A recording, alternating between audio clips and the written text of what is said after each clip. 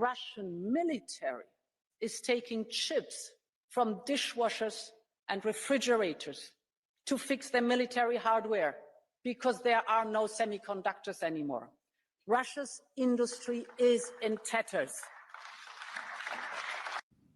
Europe is ready to assume its responsibilities. Rearm Europe could mobilize close to 800 billion euros of defense expenditures for a safe and resilient Europe. Y lo mismo vamos a hacer con esta estrategia suicida del rearme. Von der Leyen ha propuesto 800.000 millones de euros de gasto en armas para la Unión Europea. Europa no tiene ese dinero, compañeras y compañeros. ¿Sabéis del único sitio que puede sacar von der Leyen y su gran coalición de guerra apoyada por Pedro Sánchez esos 800.000 millones de euros? De la sanidad, de las pensiones, de la escuela pública, de las políticas de lucha contra las violencias machistas. ¿Quién gana con el rearme? El rearme es un auténtico robo. Son las empresas de la industria militar las que están haciéndose de oro y subiendo en bolsa. BAE, la de United Kingdom, 23%. Rheinmetall, de Alemania, 124% de aumento en bolsa. Thales, de Francia, 67%. Leonardo, de Italia, 118%. Indra, España, sube un 50% en bolsa. ¿Quién gana con la guerra? Ganan las empresas distribuidoras de alimentos, ganan las energéticas, gana la banca con la subida de los tipos de interés y sufren los pueblos. Y además nos han contado que más gasto en armas es más seguridad. Y no es verdad, sencillamente no es verdad. Europa en 2021 gastaba 210.000 millones y ahora gasta 326.000 millones de euros en armas. ¿Hay más seguridad? No, estamos en más peligro. Más armas no es más seguridad, más armas nos ha puesto en más peligro. Y nos dijeron que si íbamos a la guerra, Ucrania ganaría. Nos lo ha dicho Sánchez una y otra vez, nos lo ha dicho von der Leyen, nos lo ha dicho Kaja Kallas, nos lo ha dicho Borrell, nos lo ha dicho Roberta Metsola, que con más guerra Ucrania ganaría. Y con más guerra lo que ha pasado es que Europa es más dependiente de los Estados Unidos, que tenemos menos soberanía, que ahora nuestra seguridad energética depende de un delincuente y de un agresor sexual confeso, y que por el camino Trump y Putin se van a repartir de forma colonial los dineros y las tierras de Ucrania. Ucrania ha perdido con más armas y más guerra y hubiese ganado con negociación para la paz. Y nos han dicho también que esta guerra era por la libertad y por los valores europeos, pero Europa se fundó sobre la base del antifascismo y por primera vez con la excusa de la guerra, lo que ha hecho von der Leyen y Pedro Sánchez, porque Teresa Rivera es comisaria, vicepresidenta, gracias a los votos de Orbán y de Meloni, y el Partido Socialista ha votado a favor de Orbán y de Meloni, de sus candidatos, por primera vez. Nos dijeron que esta guerra era por la libertad, pero por primera vez han puesto una alfombra roja para que el fascismo campe a sus anchas y esté tomando decisiones en la Unión Europea. Europa no es más libre con guerra, Europa es más fascista con guerra. Europa tiene al fascismo campando a sus anchas por la guerra. Y por eso es importante que haya una izquierda fuerte, para recordar que ese no es el único camino y para poder decirle a Sánchez que qué hace. ¿Cómo se cree con el derecho, sin pasar ni una sola decisión por el Parlamento, el presidente del Gobierno de España, de meter a España en esa vergonzosa coalición de guerra? ¿Quién se cree que es para meter a España en una escalada armamentística que puede llevar al mundo a un enfrentamiento directo entre potencias nucleares, que puede desmantelar el Estado de Derecho en España sin pasar una sola votación por el Parlamento?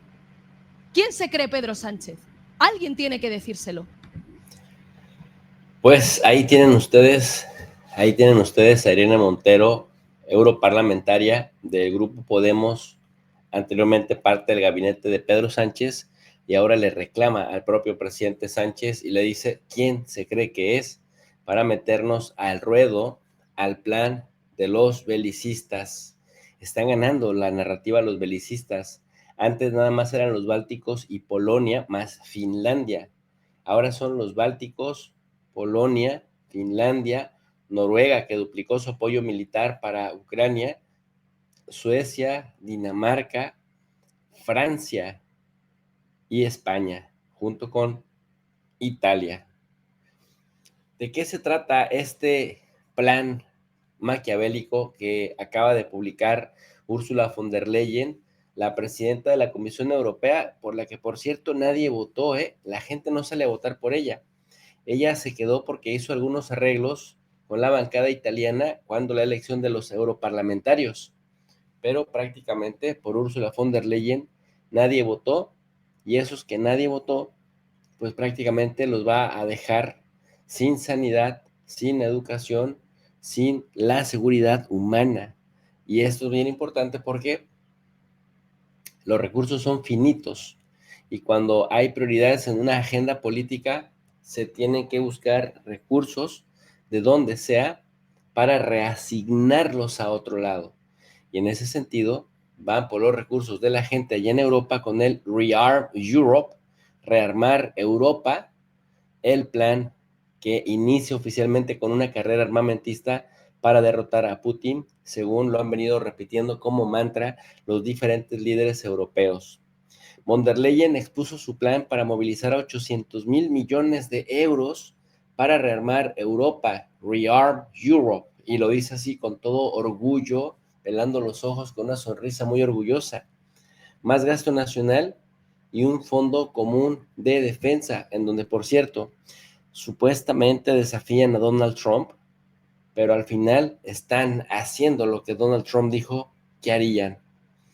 Bueno, Ursula von der Leyen, en su calidad de presidenta de la Unión Europea, a través de la presidencia de la Comisión Europea, les ha venido diciendo una y otra vez esto que decía Irene Montero, que estarían con Ucrania al final de los tiempos, que todo el tiempo que fuera necesario lucharían en contra de Rusia.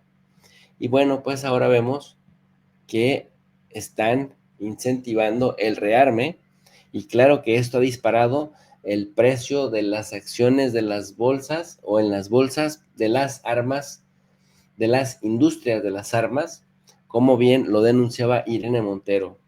Pero ¿cuál fue el argumento de Ursula von der Leyen? Rusia. ¿Qué responde Putin? Que los europeos iban a seguir insistiendo en el cuento del ahí vienen los rusos para poder justificar atropellos frente a sus propios pueblos. Y en ese contexto, decía Ursula von der Leyen, la seguridad de Europa está amenazada de una manera muy real. Estamos en la era del rearme y Europa está dispuesta a aumentar masivamente el gasto en defensa. Lo que no dice von der Leyen, que esta es justamente una propuesta trumpista, y que Trump les había dicho que o gastaban más en seguridad o él de plano les iba a dejar. La presidenta de la Comisión Europea, Ursula von der Leyen, presentó su plan para rearmar urgentemente, dice la señora, a Europa antes de la celebración del Consejo Europeo Extraordinario, que tuvo como debate central la guerra en Ucrania y la defensa europea. El líder del Ejecutivo Comunitario también envió a los 27 países una carta con 5 planteamientos para financiar un mayor gasto en defensa, cifrado en 800,000 millones de euros, al cual lo bautizaron con el nombre de Rearm Europe. El anuncio se produjo en el mismo día en el que Trump confirmó el fin de la ayuda estadounidense para Ucrania, tal y como llevaba prometiendo desde la campaña electoral. Von der Leyen también reafirmó que su plan estaba destinado a poder abordar una respuesta en el corto plazo, pero también para asegurar la industria en el largo plazo. Propuso suspender las reglas del Pacto de Estabilidad y Crecimiento y activó la cláusula de salvaguardia nacional, un mecanismo que excluirá de los cálculos de deuda y déficit las inversiones en industria militar. Si los estados incrementan, por ejemplo, su gasto en 1.5% de su Producto Interno Bruto, pueden crear un espacio, dijo, de 650,000 millones de euros en un periodo de 4 años. Cabe señalar que Ursula von der Leyen es muy amante de las armas, porque ella fue ministra de Defensa en Alemania. Así que por eso es una especie de hombre con faldas, prácticamente yendo con todo al frente. Bueno, miren ustedes, además de lo anteriormente mencionado, von der Leyen planteaba un nuevo instrumento que proporcionara unos 150,000 millones de euros en préstamos a los Estados miembros para inversión militar. Se trata de gastar mejor y juntos, decía von der Leyen con una sonrisa enorme en la boca, que no le cabía en el pecho, cuando después vienen los discursos de Macron, del polaco Donald Tusk, de decir, nosotros queremos que se rearme Europa. Pero en realidad, el tema del rearme de Europa es impulsado por Donald Trump, y estos que le están jugando al desafío, pues están terminando de hacer lo que Trump les había exigido. Hablamos de capacidad paneuropea para la defensa aérea, sistemas de artillería, drones y sistemas antidrones. Von der Leyen también plantea otras vías de financiamiento como reciclar el dinero ya asignado en el actual presupuesto, recurriendo al dinero de los fondos de cohesión para desviar una parte hacia proyectos militares. Daremos, dijo, la posibilidad a los Estados miembros de decidir si pueden usar programas de fondo de cohesión para defensa. Los dos últimos ámbitos de acción tienen por objeto movilizar capital privado y acelerar la unión de ahorro e inversión a través del Banco Europeo de Inversiones. Es decir, quiere prácticamente que todas las naciones europeas entren en una especie de estado de guerra, una especie de economía de guerra, para poner todo al servicio de la guerra. Y eso sí, se violan el debido proceso que históricamente prevalece cuando un Estado no se encuentra en ese contexto de estado de excepción. Ursula von der Leyen también quiere la autonomía, dice, con respecto a Washington, pero la dificultad siempre está en dar con la tecla para sacar ese dinero. El bloque busca esquivar los futuros vetos de Hungría y Eslovaquia, que ya han dicho que nosotros no vamos a aprobar nada. Y en ese contexto, pues, aparece Macron, el héroe de pacotilla. Afirmó que se necesitaba un desembolso de unos 200,000 millones de euros para cubrir necesidades a corto plazo, y también la Unión Europea dijo que no podía esperar a negociar el siguiente presupuesto plurianual de cara al año 2028. Y en ese sentido, déjenme les platico algo. Mucha laraca, mucho cuacuacuá, pero esto es exactamente lo que Trump les venía exigiendo, sobre todo a los miembros de la OTAN.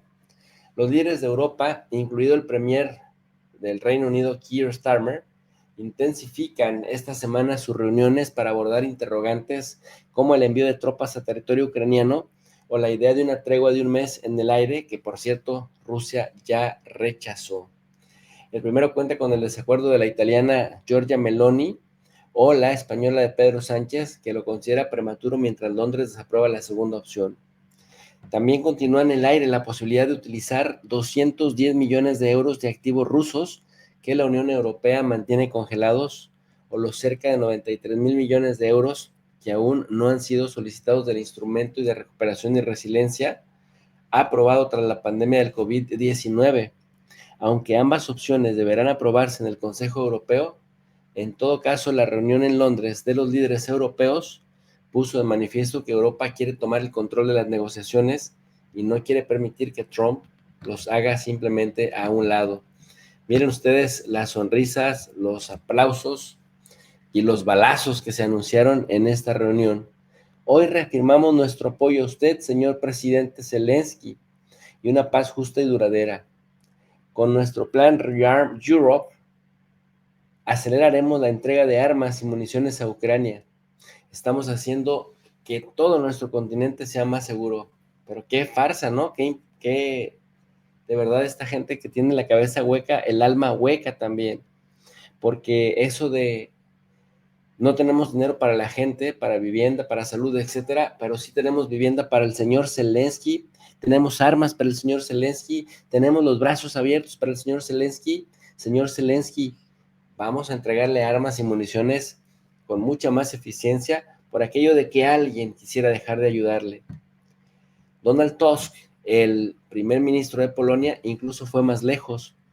Dice, la guerra, la incertidumbre geopolítica y la nueva carrera armamentista iniciada por Putin no han dejado a Europa otra opción. Pobrecitos. Ay, mira. Ahora dicen que la carrera armamentista es un tema de Putin. Dice, bueno, Europa debe estar preparada para esta carrera y Rusia la perderá como la Unión Soviética hace 40 años.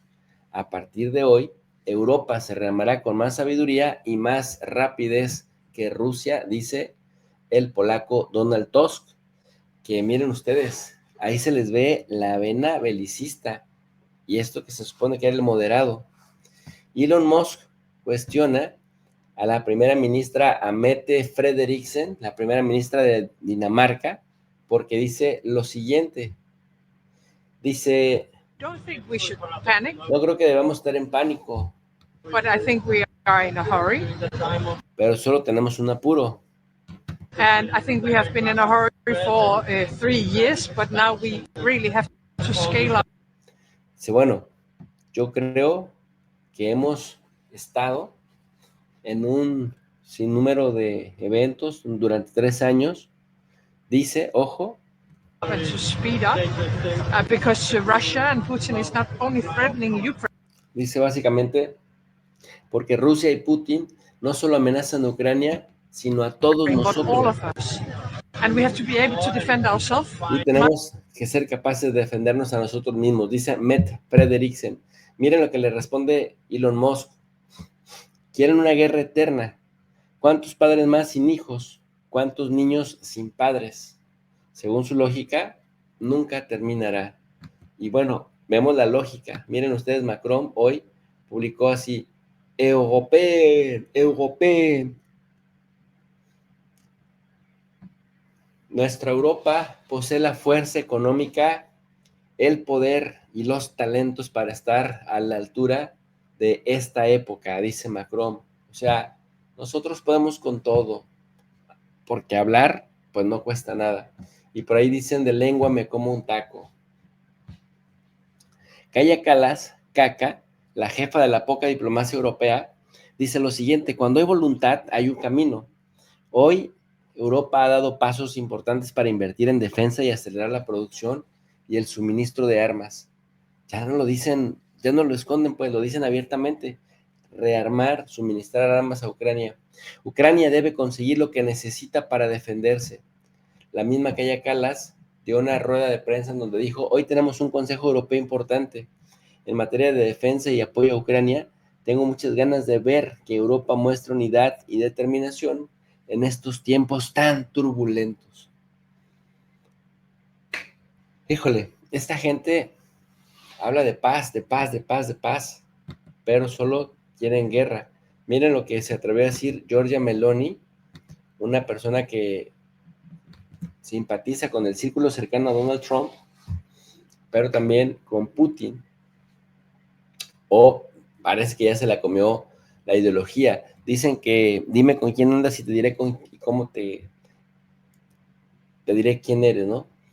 O sea, te contagias de lo que te dicen tus aliados. Y esta señora aplica en ella el dime con quién andas y te diré quién eres, porque ahora resulta que ya quiere que aplique también el artículo 5 para Ucrania, aunque no sea miembro. Vamos a escucharla. Comunque la discussione di oggi, come sapete, si è concentrata particolarmente finora sui temi della difesa, sulla base della lettera inviata dalla Presidente della Commissione europea, che apre ad alcune proposte sull'implementazione delle risorse per la difesa. Ovviamente sapete anche che questo è un Consiglio europeo informale, quindi è un Consiglio europeo che decide, è un Consiglio europeo nel quale si apre discussione su alcune proposte che vengono portate avanti e poi ovviamente le decisioni verranno prese a partire dal prossimo Consiglio europeo, che non è un Consiglio europeo informale. Nelle proposte di Ursula von der Leyen sicuramente noi abbiamo salutato positivamente una proposta, diciamo, il fatto che sia stata accolta una proposta che l'Italia faceva da tempo, e cioè di scomputare le spese di difesa dal calcolo del rapporto deficit-PIL. Dopodiché la Presidente von der Leyen individua anche ulteriori possibilità di accedere a diciamo debito per 150 miliardi, a prestito, diciamo, a prestiti per 150 miliardi di euro, che è una ulteriore possibilità, anche se tra le criticità che l'Italia ha segnalato c'è quella per cui la gran parte di queste risorse sono risorse che in qualche maniera hanno a che fare con il debito. Chiaramente quando nazioni come la nostra, insomma, si approcciano con la materia del debito, ci sono dei rischi che vanno tenuti in considerazione. Io penso che, ad esempio, e stiamo elaborando adesso questa proposta che verrà portata dal ministro Giorgetti al prossimo Ecofin, che si debbano ad esempio immaginare strumenti di garanzie europee per gli investimenti privati, sul modello, per capirci, di Invest EU. Quindi stiamo facendo delle proposte per cui si possano reperire anche delle risorse per favorire gli investimenti e quindi anche creare posti di lavoro, aiutare le aziende con delle garanzie europee per quegli investimenti. Dopodiché abbiamo condotto una battaglia per escludere i fondi di coesione, cioè per escludere la possibilità che venissero forzatamente dirottate risorse dai fondi di coesione alle spese sulla difesa. È rimasta una clausola per cui volontariamente le nazioni possono fare questa scelta. Chiaramente noi non possiamo impedire che altre nazioni decidano di fare questa scelta, soprattutto quelle che sono più esposte, ma per quello che mi riguarda io proporrò al Parlamento di chiarire fin da subito che l'Italia non intende dirottare fondi della coesione, sono fondi importantissimi per noi, sull'acquisto di armi, e questa sarà ovviamente una decisione che poi prenderemo insieme al Parlamento. Sicuramente sarà la proposta che io porterò avanti. Dopodiché io mi sono permessa di segnalare anche che il concetto di difesa in Europa è un concetto un tantino più ampio della parola riarmo. Credo che la parola riarmo non sia la parola adatta per parlare di quello che stiamo facendo. Il concetto di sicurezza e il concetto di difesa oggi è un concetto che riguarda moltissimi domini della vita quotidiana dei cittadini, e quindi non semplicemente essere dotati di adeguate armi, che pure sicuramente è un tema, ma insomma riguarda il tema delle materie prime, riguarda il tema della cybersicurezza, riguarda il tema delle infrastrutture critiche, riguarda tantissimi domini dei quali anche noi ci dobbiamo occupare quotidianamente, e quindi forse stiamo Pues dando ahí dei vemos messaggi el che... juego de palabras de Giorgia Meloni, que dice: yo les propuse que quitemos eso de rearme porque no indica exactamente lo que queremos decir. Nosotros queremos decir que queremos seguridad y defensa, pero rearme, uy, no, que no se diga eso. Y hay quienes dicen: a esta señora se la comió el grupo con el que se junta, y otros sostienen que no. Sostienen más bien que ya salió su verdadero talante fascista, que se basa en la necropolítica. El diario El País se pregunta, esto que aparece en pantalla: ¿cómo se distribuirá la ayuda a Ucrania sin Estados Unidos? La pregunta del millón. Washington ha aportado la mitad de todo el gasto en defensa que ha recibido Kiev desde el inicio de la invasión, por eso es insustituible. Y dice que Donald Trump ya anunció que Estados Unidos suspenderá la ayuda a Ucrania y que el cambio de postura estadounidense supone un duro golpe para Kiev. 43% de toda la ayuda que ha recibido para defenderse de la invasión rusa ha procedido de Washington. Esto según datos del Instituto de Kiel, la base de datos más precisa en este momento para el seguimiento del dinero entregado. Si analizamos las cifras de la ayuda en la defensa, Estados Unidos ha aportado 1 de cada 2 euros entregados hasta ahora, de 64 mil millones de euros, de un total de 129 mil millones de dólares que se han entregado. Básicamente, dice el diario El País que tiene algunos datos importantes que mencionarles. De acuerdo al Instituto Kiel, la ayuda a Ucrania en 3 años de guerra incluye ayuda financiera aprobada en color gris y la ayuda en miles de millones de euros entregado prácticamente, miren ustedes,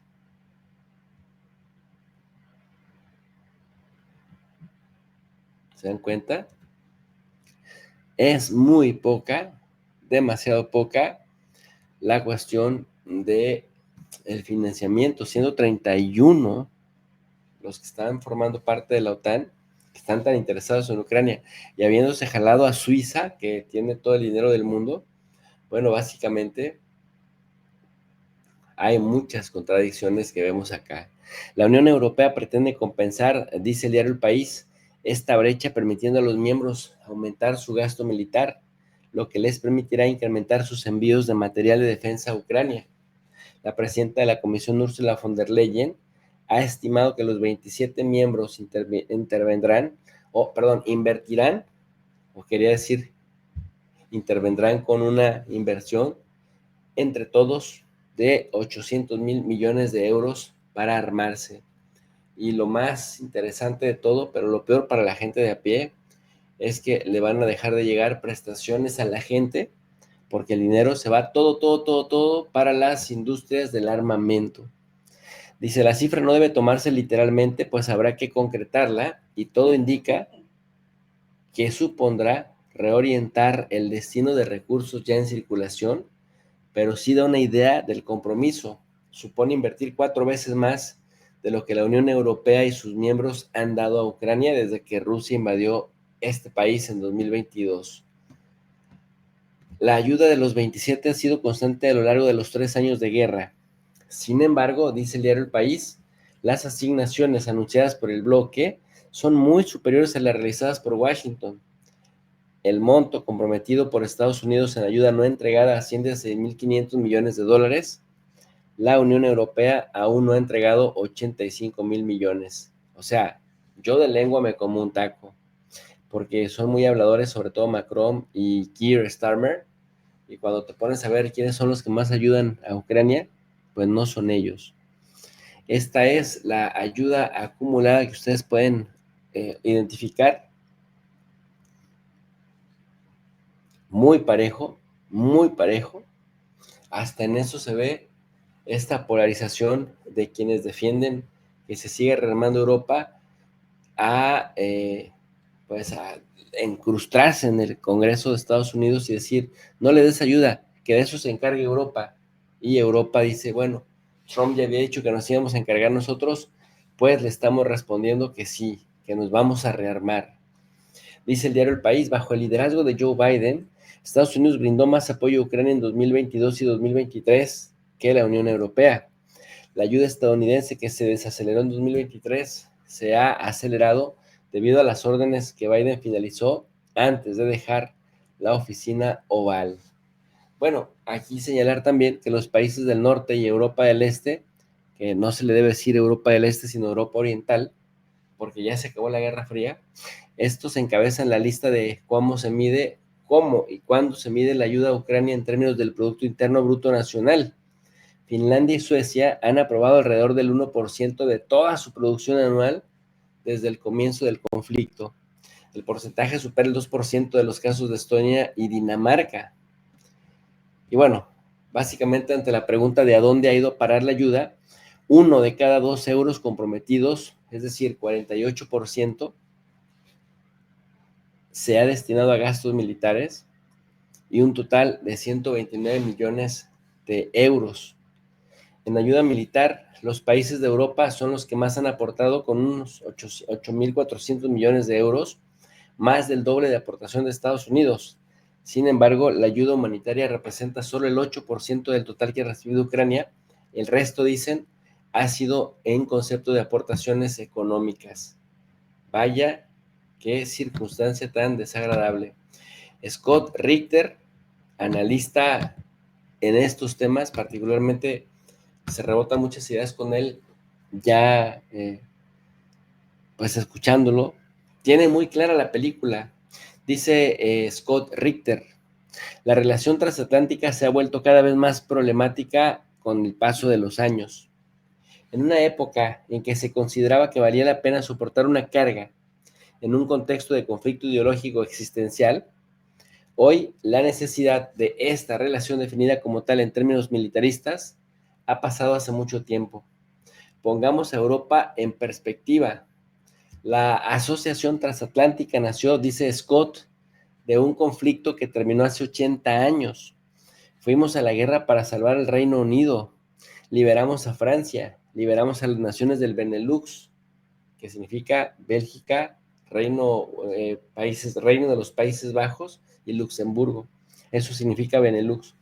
Derrotamos a Alemania, dice, derrotamos a Italia. El resto de Europa no tuvo en cuenta la situación o fue un problema de Rusia. Ahora Europa afirma que somos el problema porque no apoyamos, dice, su impulso suicida de involucrar a la única nación que no tuvimos que salvar, liberar o derrotar, Rusia, en un conflicto existencial que no tiene ningún propósito racional. La verdad no tiene más que el de pelear, pelear, pelear.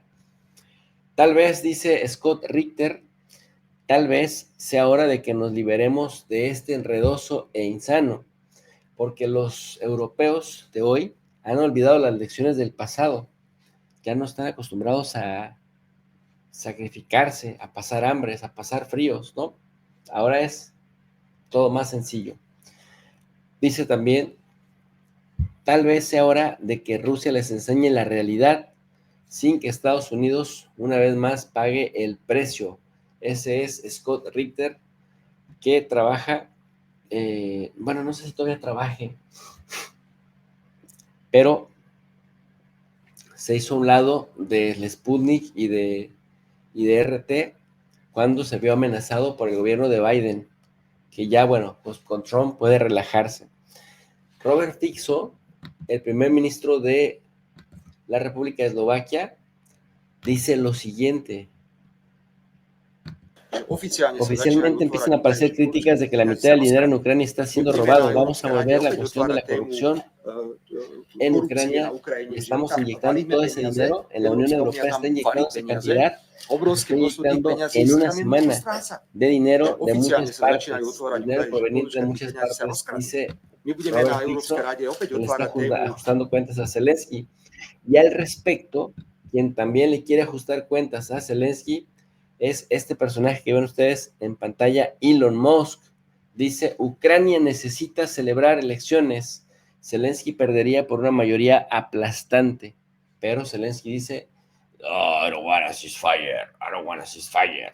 O eso le arremedó Donald J. Trump. Pues como ustedes pueden observar,